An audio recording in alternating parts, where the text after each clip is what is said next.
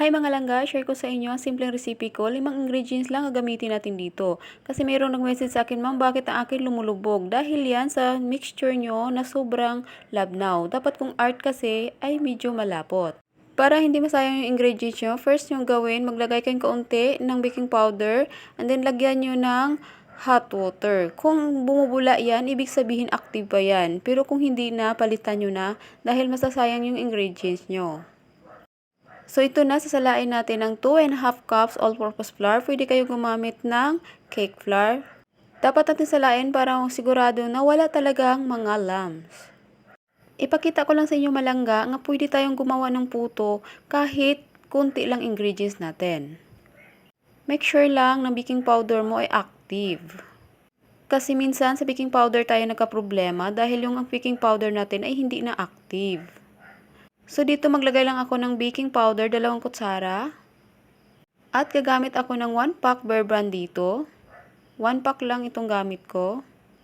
Dito mga langga, sa ingredients ko ito ay gagamit ako ng condensed dito, hindi sugar. Dahil marami akong condensed, ay condensed ang gagamitin ko dito na ingredients. Pero kung pang negosyo ang gawin nyo, ay sugar lang, white sugar ang gagamitin nyo. Ito kasing gawa ko, ay request lang to ng partner ko. Dahil gusto niya, ang condensed kasi, yung ilalagay ko.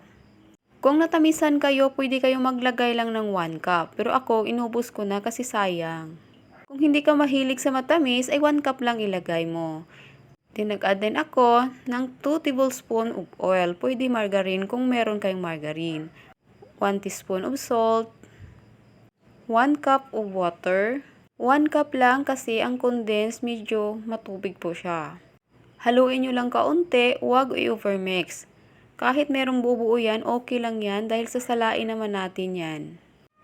Ayan ang sabi ko, sasalain naman natin kahit twice natin sasalain para talaga na masigurado na wala talaga siyang mga buo-buo.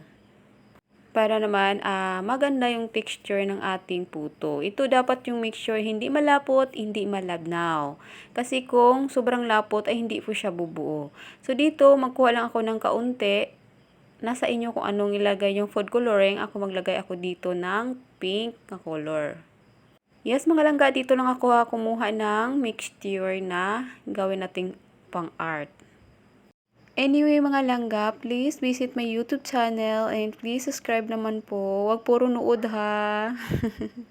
So, ayan, proceed tayo, no? At nag-draw lang ako sa parchment paper ng pang-earth natin. So, steam lang natin ng 4 minutes. At ito na, pwede na ilagay sa ating mga puto. 4 minutes lang mga langga dahil bibilis naman niyang tumigas. Ayan na, nag-start na tayo na mag-draw, no? So, nasa inyo kung anong design na gusto nyo. Kasi akin, ang ganyan ko lang. Ayan. So, pwede nyo sundan yan at pwede nyo kayong gumawa ng sarili nyong art. Ito mga lang guys, steam ko lang ng 10 minutes. I-check nyo na lang sa toothpick kung hindi na siya basa, ibig sabihin ay luto na po siya. So, ito na ang ating cute